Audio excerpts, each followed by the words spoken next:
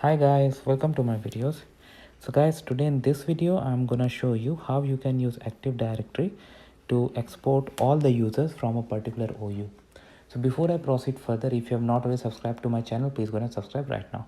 So we're gonna do this using PowerShell. Okay, so few parameters we are going to pass. First, like OU path, it could be like OU equal to your domain, your OU name, then domain, whatever is the configuration in your organization. Export path, this is your local path of the machine where you're going to run the script. Also you can have a shared path as well, but let's say C drive user, your username, documents, and then file name.csv full path. Okay, file name.csv, it is going till then you run this command, say get ad user filter search base OU path, and then this is going to give you the main output.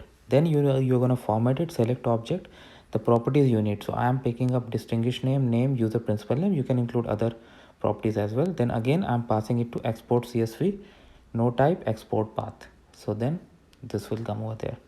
So that's how simple it is guys, and I hope you're gonna like it. So please like, subscribe and share and support the channel. And if there's any particular technical stuff that you want to see, please include that in the comments. I cannot assure you that I can do it for sure, but I will definitely give it a hard try.